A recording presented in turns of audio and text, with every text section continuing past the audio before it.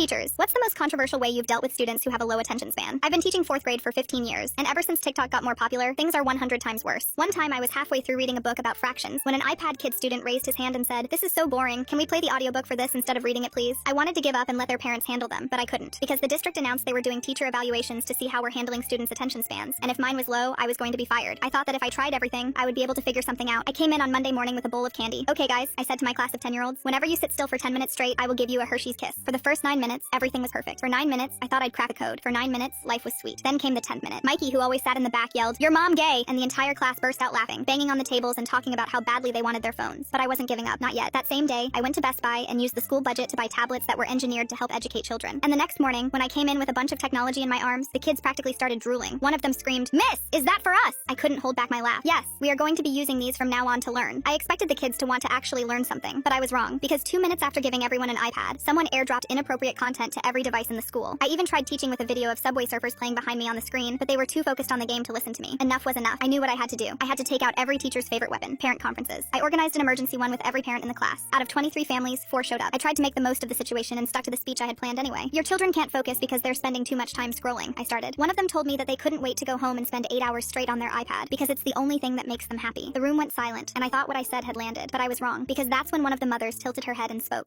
Well, maybe the problem isn't us or the iPads. Maybe your teaching style just isn't working. Have you ever considered another line of work?" I didn't have a response. I just sat there feeling my face get hot. I only had a day until my evaluation, and I didn't know if I was going to be fired. I stared at the ceiling until 3 in the morning, and that's when I decided to do something desperate, something no teacher should ever do. The next day, I walked into class and put down the textbook. The room went quiet, that suspicious quiet kids get when they think you're about to cry. I spoke, "I'm going to tell you something I shouldn't tell you." My classroom full of iPad kids went silent. This was enough to grab their attention. I continued, "And I'm going to ask you for something I have no right to ask, something no teacher would ever ask their students." They all nodded in unison. I told them everything, the evaluation, the 40% of my pension I'd lose if I got fired, how me and my daughter would be evicted if I got fired. I told them I wasn't asking them to love learning. I was asking them to help me keep my job, just for this one evaluation. After that, they could go back to ignoring me. Mikey, the kid in the back, raised his hand. "So basically you're saying our behavior could ruin your life?" "Yes," I said. Mikey responded, "That's a lot of pressure to put on 10-year-olds. I sighed. "I know, I'm desperate." I waited for the laughter, the TikTok recording. Instead, someone else asked, "What do you need us to do?" The evaluation happened the next day. The kids pretended to have perfect attention spans. They raised hands. They answered questions. They looked at me like I was saying something that mattered. When the bell rang, the evaluator told me to wait. I sat there for 20 minutes, convinced I'd failed anyway. Then the door opened. But it wasn't the evaluator. It was Dr. Williams, the district superintendent. I'd met her exactly once before, at someone else's retirement party. She sat down with a huge smile on her face. "This whole thing was staged. None of their bad behavior was real." I stared at her in shock, having no idea what she meant. What are you talking about?" She explained. "It was a test. We put the most challenging students in your classroom on purpose to see how you'd handle it. We wanted to see if you would keep trying or if you would give up on them." I didn't even know what to say. "But why?" She smiled even brighter. "Because we want to promote you and offer you a position on the State Board of Education. After seeing how you handled everything, we need you on our team." I took the position. Fast forward 2 years, I'm rich, and got my money up, not my funny up.